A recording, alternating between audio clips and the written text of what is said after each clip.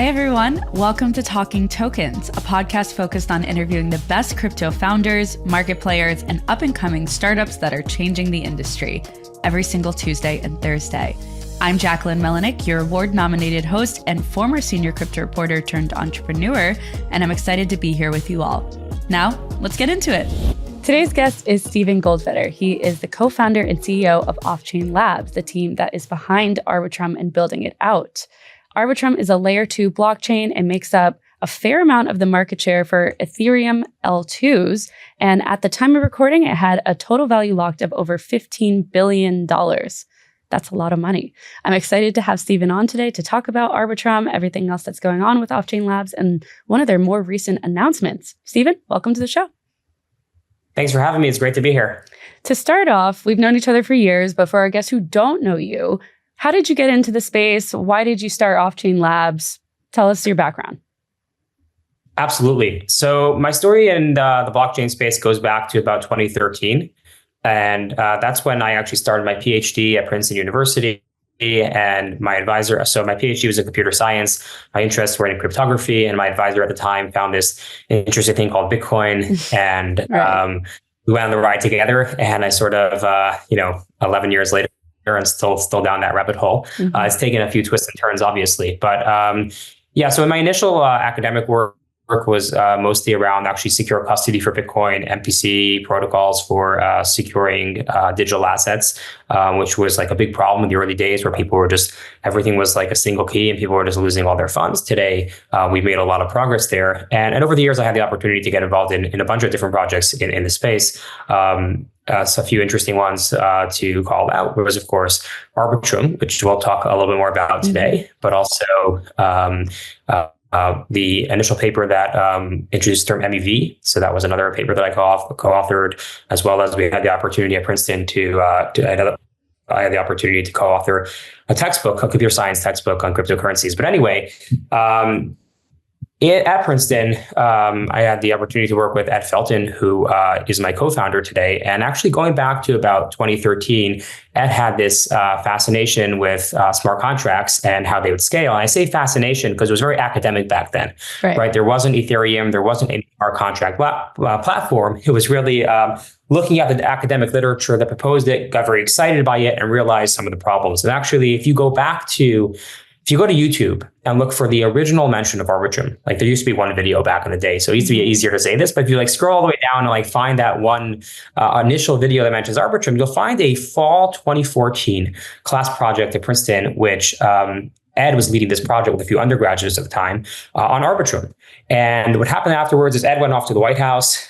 He was the deputy CTO and senior advisor to President Obama. He came back in 2017, and that's when Harry and I, so Harry's my other co-founder, who was also a PhD student at Princeton, went to Ed's office and said, hey, that Arbitrum thing, we should pick that up now. Because 2017, that was right at the time we were seeing CryptoKitties and some of the early burdens. Now today it's funny, and those little blips that we thought were big problems are much, much lower than what we see today. But still, we saw the initial signs of stress in the system and the need for scale. And we said, let's actually take that Arbitrum idea you had, Ed, and build that out as a proper academic project. So we did that for a couple of years, and we published that in the summer of 2018. And that's also when I graduated. And that's also when we said, hey, I think we should, commercialize this and actually build this out into production. And that's when the company formed. It started as part-time. We all kind of were doing our other things, but, very quickly we raised funds and it became real. And that's sort of the origin story of Offchain Labs, which goes back about 6 years now, but actually the Arbitrum idea and project goes back over a decade. It even predates really any live smart contract system. It also predates Ethereum. Yes, absolutely. And again, it predates Ethereum, the blockchain being launched, the ideas were all out there. But that was the thought process back then was, smart contracts are amazing. They're incredible. They can enable use cases and applications that are simply impossible today, certainly with the level of, without needing to trust counterparties for custody and other actions. And we were really excited about them. But also understood that one of two things would happen. Either they'd go away and no one would care in a couple of years, or what actually happened, the demand would massively increase. And if you look at these systems, the way that they work is every node has to run everything, and it just doesn't really scale to, worldwide capacity. And the question was, how do we get ahead of that problem, right? So scaling is always about getting ahead. I'll say we never solve scaling, right? Because it's always a cat and mouse game. You scale more demand comes, and you need to scale more. We're at a pretty good place in that game right now, where the capacity, the block space, with all the work that we've done at Arbitrum and rollups and Ethereum generally, we have a lot of block space today, and we're outpacing the demand, I would say, particularly if you look at all the block space for L2s and rollups generally. But we're always looking for how do we get the next 10x improvement? How do we do even better? Because as more demand comes, it's all relative to scale. Mm-hmm. So Arbitrum kind of came after the fact of Ethereum, right? Or was it first and then you kind of implemented it in? So what happened was, Ethereum launched in, I think, July of 2015. So about 6 months after that class, but Arbitrum wasn't a live product in any way. Again, it was very much a set of academic ideas, and at that point, early academic ideas.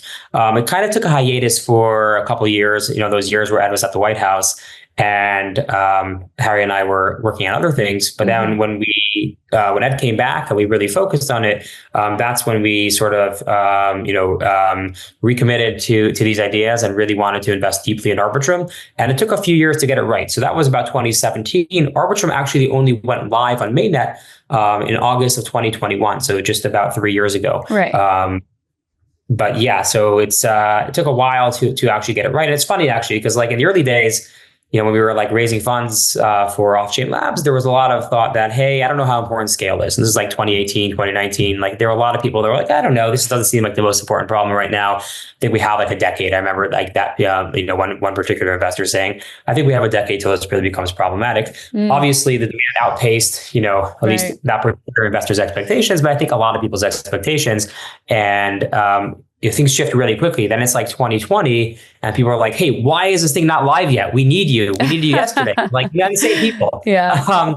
But we took our time to really get it right and build it out correctly and make sure that, the security that we wanted to be in place was in place. We weren't making any compromises. And so it actually went live to the public in August of 2021. Right. Yeah. See, that's why I kind of asked that question, because I didn't think it was back in like 2017, 2016, but it was 2021 when it actually went live and went to the public. That would make a lot more sense.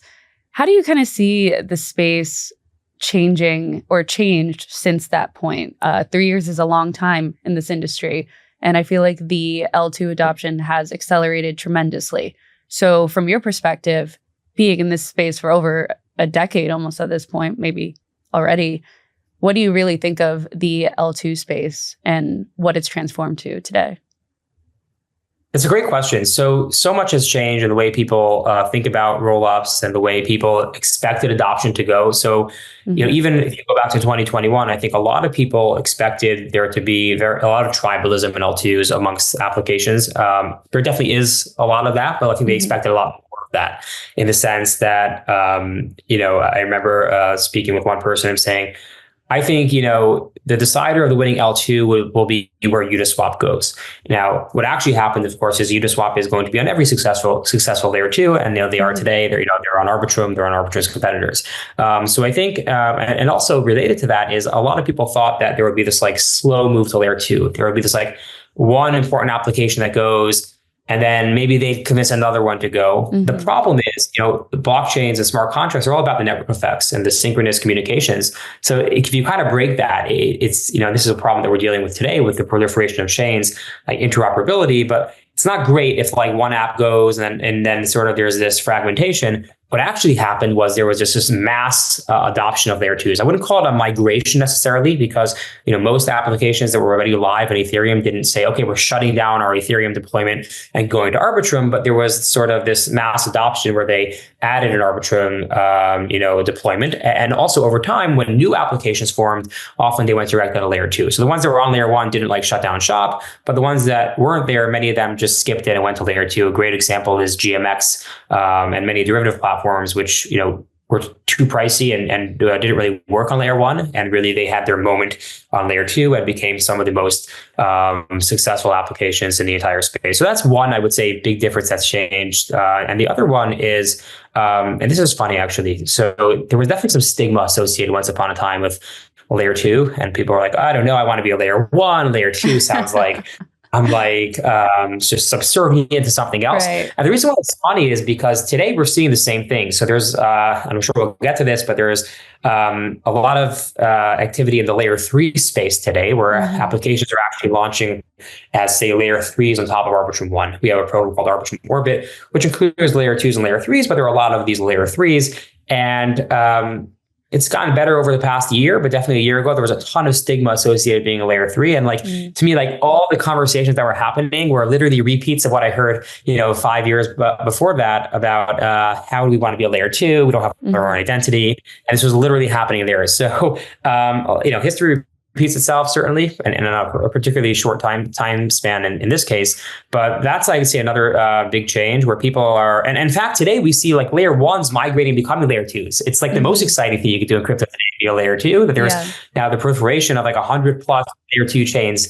Today, it's like, no one wants to be a layer one. Well, some people do, but like there's a lot of excitement about being a layer two. Right. The last, I would say, the other thing related to that point, the last big shift I would say is, on that point, is just the idea of, and really the expansion of what it means to be a chain. And so projects that were once upon a time applications now saying, hey, we actually want to launch our own chain. Part of that's because programs like Arbitrum Orbit make it easy to launch and customize your own chain. And the software is now, battle tested. You don't have to go and like do this whole complex development. There's like, off the shelf software that you can take and run, but that's another big change that we see. So Arbitrum 1 is as strong as it's ever been. As you mentioned, in the lead up, it has, top TVL among layer twos. It has, among layer twos, top DEX volume. It's really leading in a single on-chain metric.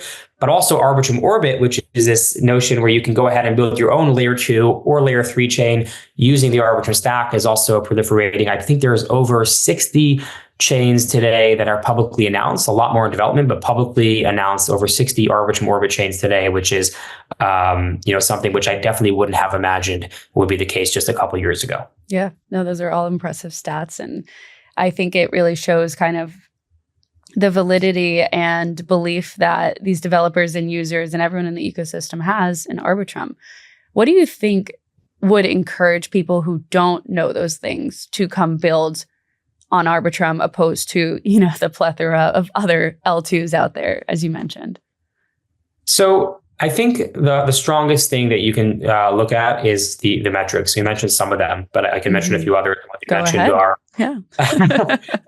Okay. The ones you mentioned are DEX volume, which Arbitrum is consistently in the top three. I'm just looking in the past 24 hours. Arbitrum is top three. Ethereum, Solana, Arbitrum, but generally Arbitrum is the number one layer two when it comes to different volume metrics, when it comes to on-chain activity, when it comes to just value locked, liquidity available on the network. And also, by the way, when it comes to Arbitrum Orbit is processing the majority of transactions, more transactions, I should say, than any other rollup stack today. There's a good site put out by Conduit that tracks this, and Arbitrum is, I think, the last I checked, doing about 60% of the global. The stack is doing about 60% of all transactions that in the entire layer two space across all of its chains. So another really fun one though is if you look at ETH adoption. So ETH, the asset. So where ETH moves. So most layer twos, certainly the large ones, not the application specific ones, the general purpose ones,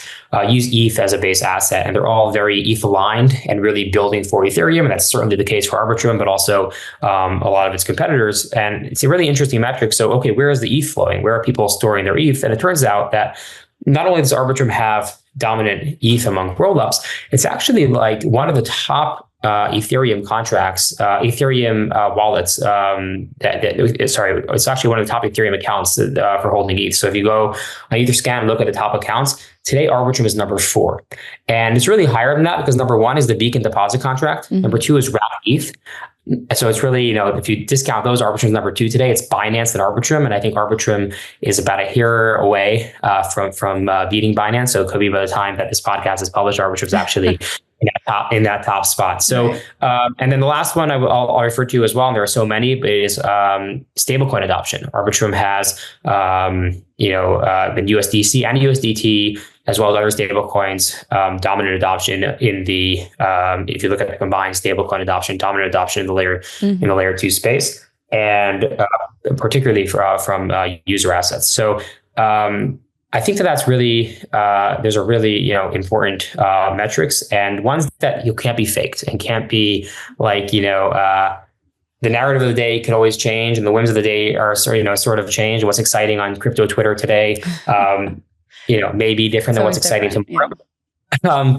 But these like core metrics, which are consistent over time, and if you look at like ETH adoption and Arbitrum, it's just literally upward to the right. It's just consistently growing over time. And actually, I think a lot of people expected these things to trail off last March when the Arbitrum DAO was launched and the Arbitrum governance token was launched. But they've actually only continued to grow over time. And I think that those are really, really strong metrics of real adoption, and very, very hard to fake. And if you look at where are these projects that are seeing the most success, seeing these liquidity numbers, seeing these volume numbers, we like to say big moves happen in Arbitrum. And I think it's really the case for many projects that they become very successful in the ecosystem, and it just breeds success. Metrics aside, I think one of the biggest things that like L1s and L2s hopefully want to achieve is decentralization. And that is something that Arbitrum has been focused on for a long time now. I remember covering it back in the day. And I know the chain ownership of Arbitrum One and Arbitrum Nova are under the governance, right? The Arbitrum governance system. Correct me if I'm wrong. Yes. And so how did the stage 1 of decentralization come about? What was that process like? And why is it so important? I know that you know why, and I know why, but for our listeners, why is decentralization so important for these blockchains, especially Arbitrum? Yeah, I think so. There's decentralization, to me is important. It's kind of the reason we're here. The reason we're actually here is for some of the benefits of decentralization, makes possible, such as censorship resistance and the ability for users to just be able, and developers to just be able to openly participate and have these like open economies that really can't be shut off by a centralized actor, or really like for example users all the time, they'll spend all their time building, we discuss this in gaming with gaming applications a lot, where a user will go ahead and build up a profile for years, and then for some reason overnight, like they just lose their access. And the ability to have actually, and that's like a simple example. They're just access to your funds as well, right? So your funds are there, and that they're there, and it's decentralized. There's no centralized actor or centralized place that can be compromised, and you lose access to your funds. So these things I think are very, very important, and there's sort of the philosophy of why we're here. If you take a look at, particularly in the United States, there are places around the world where like banking is broken, and crypto offers a new fix for that problem. In the United States today, there are inefficiencies with certain types of transfers and the like, but on the whole, like banking is not broken. It works. People are banks work. Yeah. Whether or not you like the way it works, it works. Yeah, it's again, if you compare to the job done. Yeah. It gets the job done. It works. Maybe there's too many middlemen. Maybe the transfers take a bit too long. Maybe sometimes you have to go into your branch, but more or less, it actually works. And there are definitely efficiencies that things like stable coins, particularly cross-border, can offer. But the more important thing is also the decentralized aspect to it, and that's really what we have to offer. So yeah, you'll get a better experience, but you really have a decent experience. But really about the decentralization and the censorship resistance, et cetera. So if you don't have that, the question is like, what are we doing here, right? Why are we taking one centralized system, that kind of works, and replacing it with another centralized system if it doesn't have these core philosophical benefits? And that's why, for launching Arbitrum and everything that we contribute to at Offchain Labs, it's important that these aren't just like things we say and then when we build the tech, they're IOUs. They're actually in the tech, and actually they're blockers to launching the tech. Like, we can't launch technology that doesn't have these things because what are we doing? Like, why are we here? Again, if we're just replacing one set of centralized actors with a second one, some people might, their relative position in the world might change and they'll be very happy, but that's not the promise of what we're doing. And it's actually very different than really any other industry as I see, or at least, most others that I can think of. If you take, if I'm a seller on Amazon, I really care about my bottom line, which is like how many gadgets did I sell today? And that's really, really all that I care about. And if I can, prioritize growth and sell more, I'm like happy. Mm-hmm. In the blockchain space, and this is, not everyone agrees with this and not everyone's taking this approach, but growth is secondary to that security and the decentralization, right? And it should be secondary. So if you can take a shortcut and grow, but the security or decentralization gets put on the back burner or gets delayed for a couple of years, I don't think that that's actually a good trade-off. I think that it's a mistake, and we have to be very, very principled about these things. So that's always been very, very important to Arbitrum. It's key to what we do. It's why, I spend my time in this, why Ed and Harry and our entire team spend our time in this, because we believe in this, not because we just want to replace one system with another that has very similar properties. Mm-hmm. Yeah, I like that take. I don't think I've ever heard anyone say that about you can either prioritize like decentralization or growth. I mean, you could prioritize both, but if you're putting one on the back burner, it's not the best move. Yeah, and you definitely could prioritize both. And ultimately they both are important, right? Because if you have this like really decentralized thing that no one uses. Exactly. Not very exciting either. So it's always going to be a balance. And, and on the other hand, you can also say like, hey, like, let's wait for stage 2 decentralization. Don't launch it in anything. So you always have to find the right balance. And that's always going to be a judgment call. But I think indexing is very hard on the security and decentralization, and not losing that is important, particularly because if I'm being honest, this podcast is sponsored by Galaxy. If you're immersed in the world of Web3, Galaxy is a name you need to know. As a decentralized super app with an impressive 21 million users boasting over 100 million monthly transactions, Galaxy is elevating its impact with Gravity, the magnet chain for Web3. Gravity is designed for full chain abstraction, zero knowledge proof-based privacy, and rapid transaction speeds, all coming together to offer an unparalleled user experience. Gravity opens the door for developers to effortlessly build on the largest on-chain distribution platform, and for users, it promises an even smoother, more secure journey through Web3. It's not about being on-chain, it's about being on the right chain every single time. Galaxy is on a mission to onboard the world to Web3, and Gravity is the magnetic force that will propel the vision forward. Ready to launch your Web3 journey? Build the future on Gravity. Visit gravity.xyz for more information. As we grow, that will get lost on more and more people. So it has to sort of come from that nucleus, right? So the new user to crypto today may not care about decentralization. They might just want to buy their NFT or their meme coin, and that's actually what they care about. And they really don't care about the rest. I think, though, that it's important. And I think that there are events in which they'll understand why it's important, right? So, if the security is compromised and they lose all their funds, then they'll be like, oh, I wish I would have, paid a little more attention to this. And, but obviously we don't hope that happens. And I hope those events never happen, but we still, have to prepare for that and therefore believe that these security or decentralization are important. But it has to come from the center. It has to come from those that philosophically believe it. Because if we're willing to compromise on it, the new users will certainly be willing to compromise on that, because they definitely have, at best, watered down, beliefs regarding some of these things. Many of the users, just as you reach mass market. Not to say that there are no great new minds coming into crypto, but the majority of people won't enter for the same philosophical reasons today. Right. From the outside looking in, with all the other chains, do you think they really truly want to be decentralized? The teams that are initially launching them, et cetera. What is your perspective? I mean, I assume the answer is probably yes. I think it's really just a question of like, what does it mean to them, and what does it look like, kind of?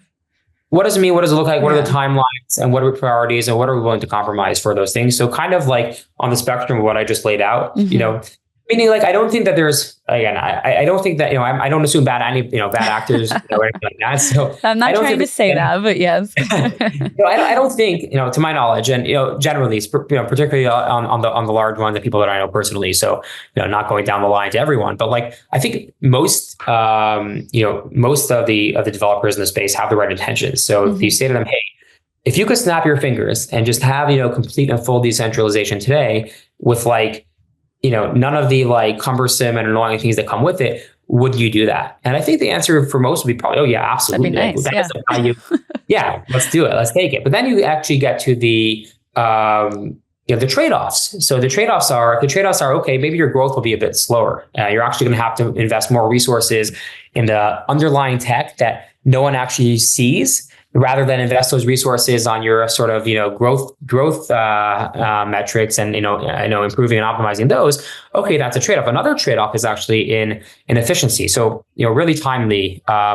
Right now, the Arbitrum DAO is currently voting on the launch of Arbitrum Stylus. Arbitrum Stylus is a big upgrade to Arbitrum that will, include Rust and C and C++ contracts.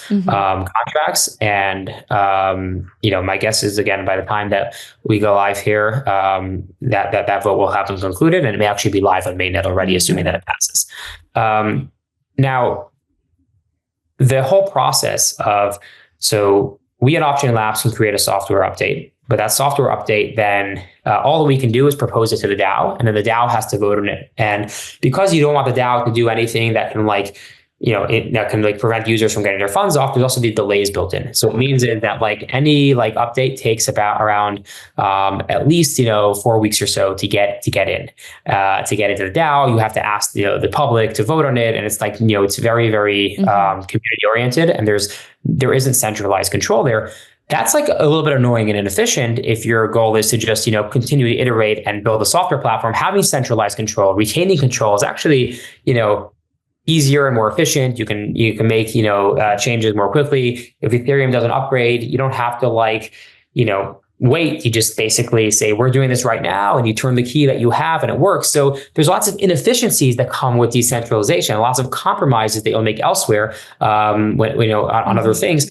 I think those are important. And I think the difference between teams is probably more around the trade-offs there. So everyone would want decentralization in theory. Everyone wants it, but are you willing to, take the inefficiencies? And now you actually, have to go to, the DAO and go to the community and actually have these decentralized actors, whoever they are in your system, approve everything you do. Are you willing to actually invest the engineering resources in building this, at the expense of slowing down some other initiatives? That's where I think, some of the differences lie. But I imagine that everyone eventually wants to get to the same point.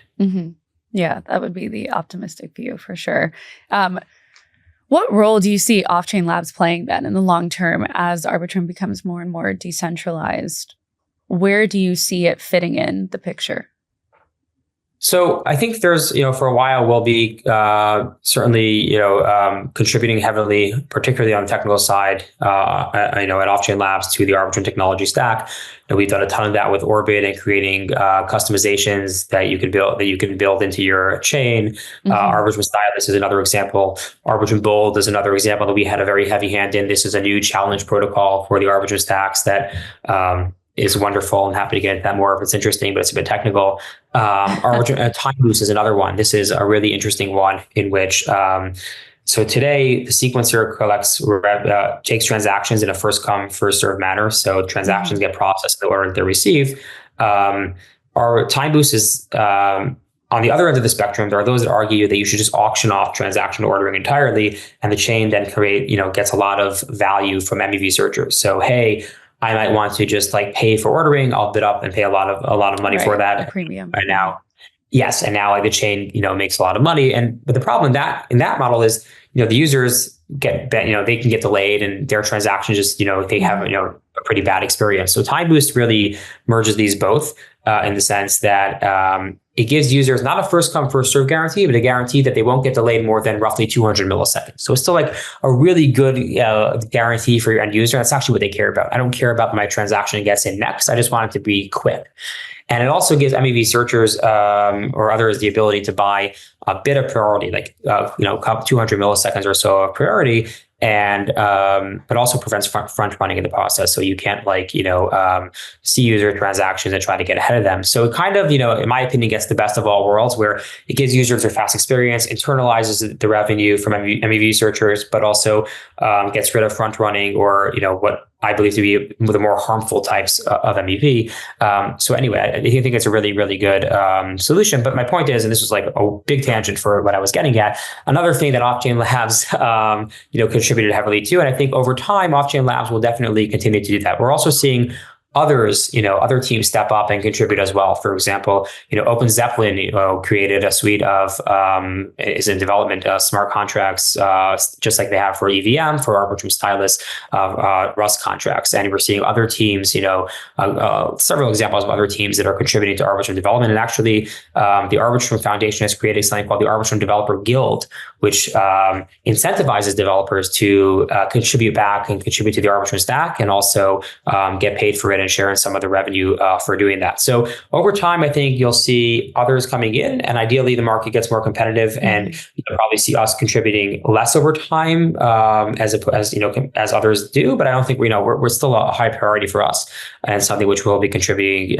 we to the technology heavily because we believe in it. We have deep expertise there. Offchain Labs also are the developers. We're the developers of Prysm, which is the leading Ethereum consensus client. And that's something which we are investing in heavily and have no plan, just like Arbitrum, have no plans to stop contributing to. And we think it's an important, public good for Ethereum that we are contributing to. And also, it's really nice to have, particularly as Ethereum makes upgrades that are targeted towards layer 2, having both of these expertise in house is very nice because they work together very nicely.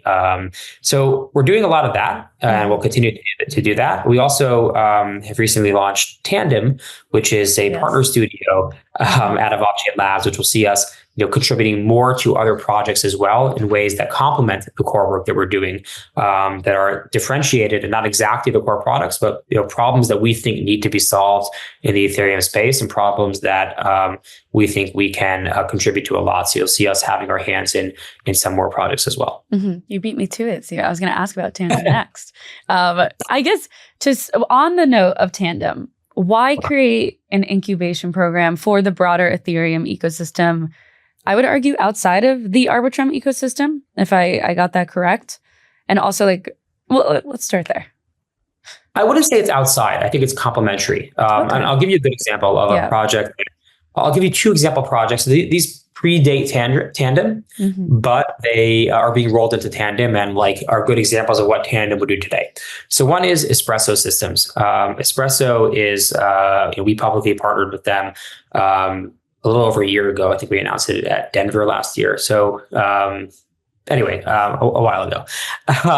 And we're working very closely with their team, and what they're building is complementary to our building, but also different. So we're working with them on decentralizing the sequencer technology, but also in making the Espresso sequencer available to Arbitrum chains. Some of the problems that they're trying to solve are about sequencer efficiency, whether that's whether sequencing multiple chains in their marketplace for that, but also around sequencer decentralization, and also interoperability, because it turns out that if you have the same sequencers on multiple chains, there are some nice interoperability benefits you can get between those chains.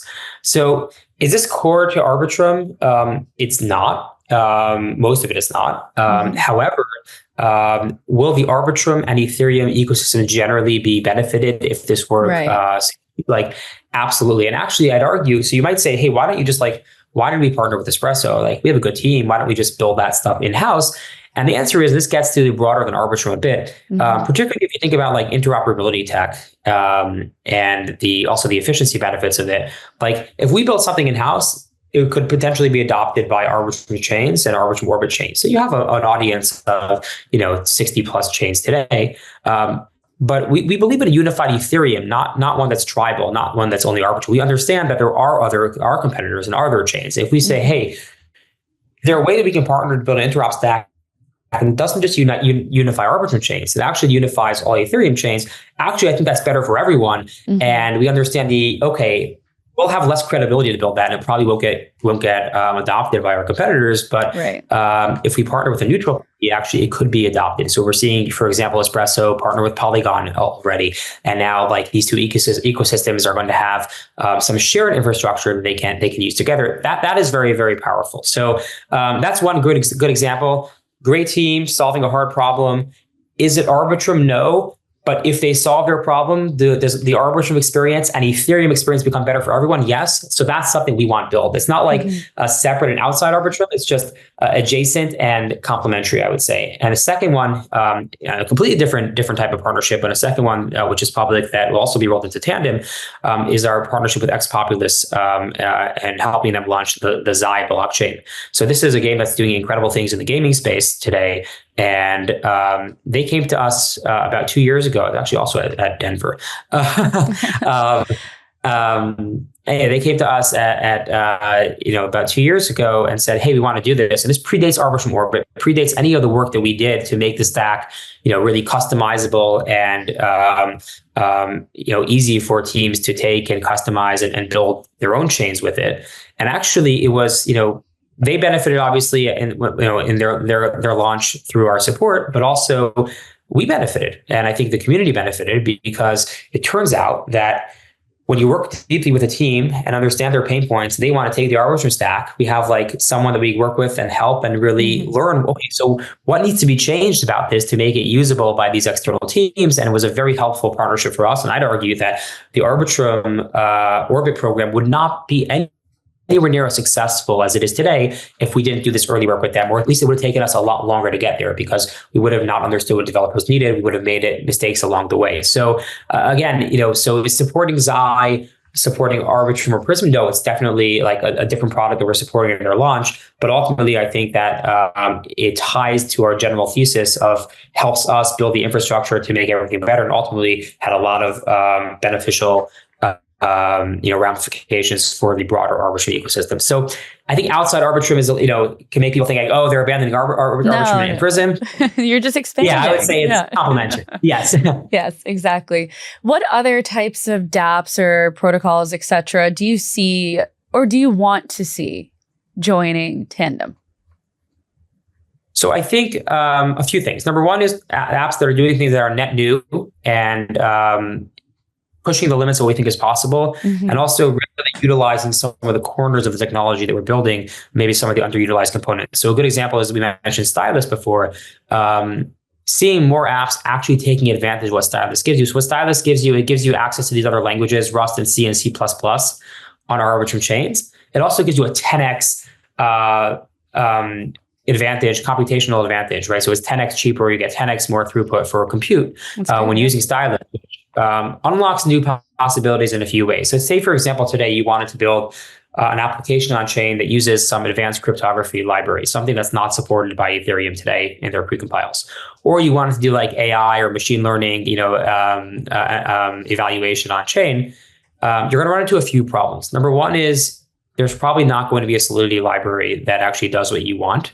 So you're going to have to go ahead and create from scratch. Yeah. Number two, from scratch, and you'll get it audited and tested, and you go through that whole cycle yourself. And number two is it's actually probably going to be really expensive, right? Because Solidity is not the most, particularly with the compiler, the Solidity tool chain today is not the most optimized. And when you compare it to Rust and C and C++, it's a lot less optimized. So it's going to be very expensive. It actually be prohibitively expensive to do that on chain today.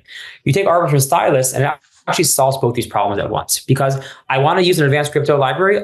Here's a Rust library. Let me just pull that in. I don't need to rewrite it. I can actually now, pull in a legacy Web 2 code to run on Arbitrum. That's number one. And number two is, and when doing that, you're going to get a 10x advantage for the compute cost. So not only do you have the code written, it's also going to be a lot more efficient to run than if you had it written in EVM. And if you rewrote it. So it will be a massive unlock for teams. And we're seeing some teams actually do this today, utilize this today. So Renegade Finance is a good example. They're building a dark pool DEX where users won't get front run, they get guaranteed pricing. And it's actually really incredible project that they're building. And they're using actually a lot of zero knowledge proofs So every transaction has like something like a dozen zero knowledge proof verifications. That's how they're building their privacy system.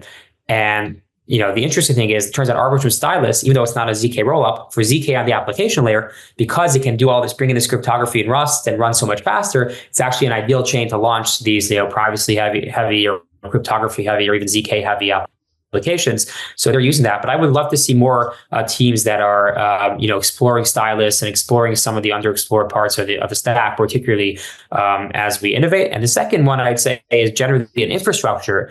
We touched on interoperability. There is so much there that, we are doing a lot on the like core stack level. There are a lot of, great teams on the, bridging or omni-chain teams that are doing things to help bring chains together and make that interoperability experience better. There are things you can do at the wallet level to help make that more seamless to a user, and I think that's going to become a lot more important over time as well. And just generally infrastructure, again, that is complementary to the core technology. But if you solve some of these hard infrastructure problems, it will make the user experience and developer experience a lot better. Those are some of the big bets we want to take, which are different than what we're doing today, but very complementary. And very much the sum is greater, the total is greater than the sum of its parts. Where sure, espresso system is something nice, Arbitrum is great, but if you add these two together, now you have something that's actually better than these two individually. Mm-hmm.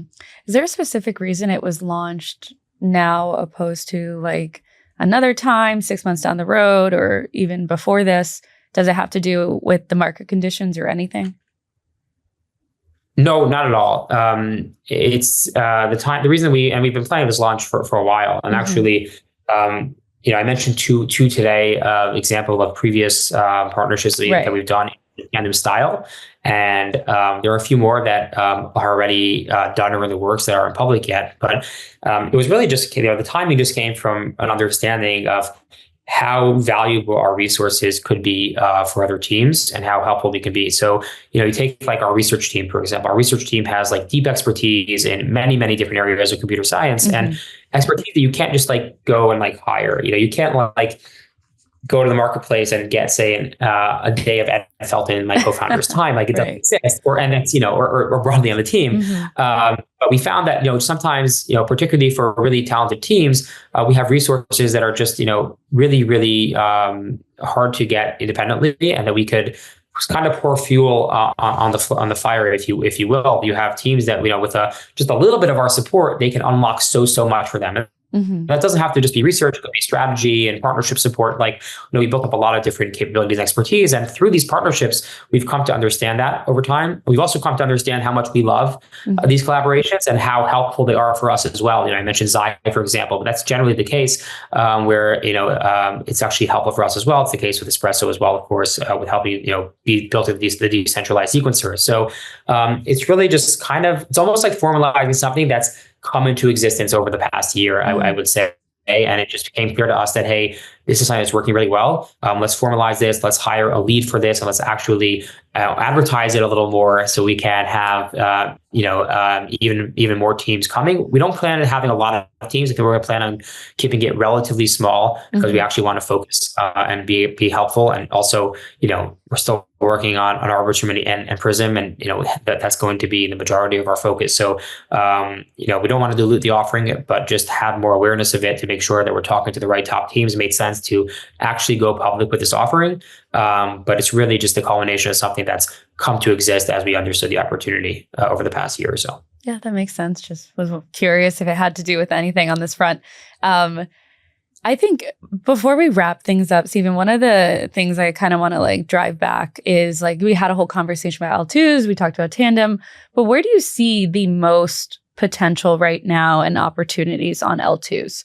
There's a lot of moving parts. There's a lot of different sectors. People are building for different things. But for you personally, what are you most interested in being built in this space?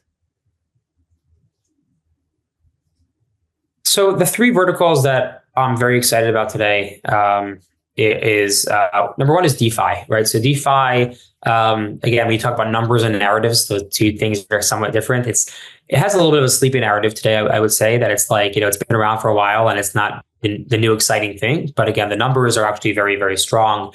And real users are actually using it and has real value and real applications that have product market fit. So that's the one which I am like very, very excited about. Mm-hmm. And Arbitrum is consistently, the leader in DeFi, and there's a ton of DeFi innovation. So mm-hmm. I don't think that's going anywhere. I think it's actually getting more and more exciting over time. And we're continuing to be, strong believers and invest in that.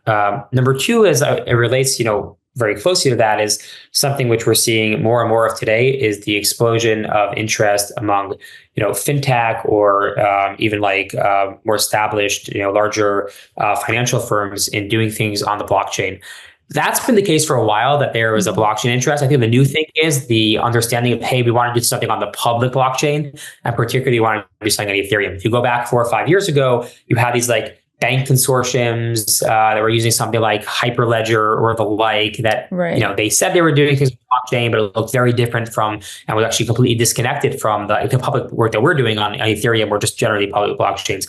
That's something which I think is, very, very exciting, and something which I think we'll only see more and more of over time. Just recently, Franklin Templeton launched their Benji fund on Arbitrum, yes. And we're seeing a lot more, the work with like Securitize, some of their partners like BlackRock doing things, deeply in this space. So a lot of really exciting things there, and related to that, a very different part of finance. Arbitrum works has a close relationship with Robinhood, and you can go on the Robinhood crypto app and trade any token that's on the Arbitrum chain. So that's more on the like bringing to end users and really mass market, and bringing the blockchain technology to a class of users that might not otherwise access it, and really expand that. So very excited for that work as well. And the partnership with Robinhood, I think, has extreme potential.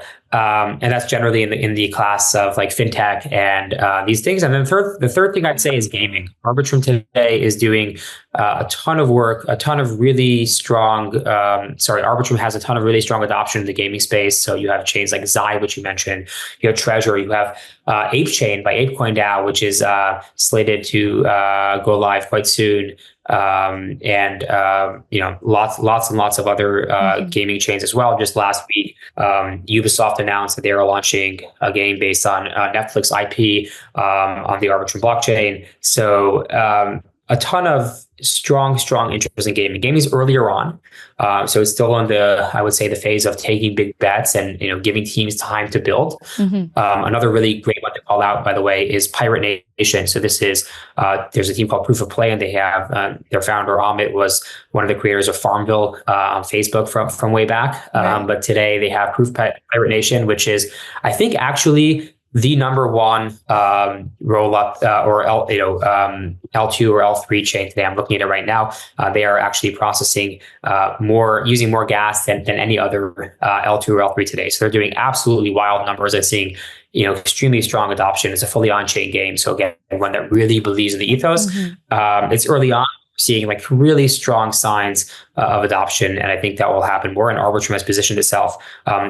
Particularly with the Arbitrum Orbit Stack, because some of the features we didn't talk about today, but Arbitrum Orbit Stack is the fastest of any blockchain, which is really important for gaming and real world applications, because you want to be you want to press a button and you sort of get a response. So Arbitrum chains, the public chain is run at 250 milliseconds. Some Arbitrum Orbit chains are actually using the technology at 100 milliseconds. That's the lowest we recommend going today. But again, that's like kind of in the realm of human response time. So really, really fast, and that's important. And of course, the low cost and all the other benefits of the Arbitrum chain, and then you can customize it. So I think that gaming is another one which I'm watching closely, and we're seeing extreme early signs of strong adoption in the Arbitrum ecosystem.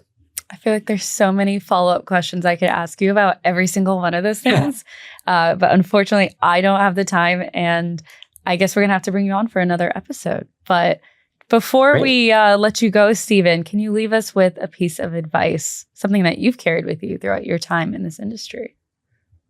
Sure. I think the most important thing I'd say, and this is true for the place where we're building on the stack, on the infrastructure level, but true, I would say, anywhere on the stack, and probably even more broadly, is at any given point in time, there are people that will tell you what the future will look like, and we'll sort of create a box around what the possibilities are. And that box is going to be wider than what we know today, but its limits will be relatively well defined. When we initially raised funds for Arbitrum back in 2018, I remember the question that we always got from investors was, and this is, by the way, before the term roll-up existed. The question that we got from investors was, are you a state channel or are you plasma? And the notion was that the very smart people at the time, and they are very smart people, had decided that we don't know exactly how Ethereum will scale and what it will look like. So we're happy to talk to these guys, but we kind of know already that it's going to either be in the state channel or plasma box. And that's the box of what Ethereum will look like. And that's what we're interested in. And we kind of said, it's something else. It's different. Eventually, I actually started just using the state channel terminology. But the point is that it becomes very easy, particularly when you're talking to others who are often very smart, it becomes very easy to limit your ambitions and set your goals based on these boxes of what the industry has come to believe. But I think if you look at where the best innovations come from, and the biggest breakthroughs are those that don't limit themselves by that. So if you think you can accomplish something and you think you can do something, people will call you crazy. People will tell you that we figured it all out already. We don't need any of this. We know that it'll either be state channels or plasma. There are those that say, we know that it will be ZK rollups. You can repeat this over time, but just sort of stay true to your ambitions. If you think you're building something good, you have a good idea that's different, better, out of the box, pursue it and don't let others stop you. And that's, I think, where the best innovations come from. And over time, those people will come to understand what you've done, and you will have expanded that box. I love that. Think outside the box. Absolutely. That's I'm never short in words, but that's exactly the summary. Yes.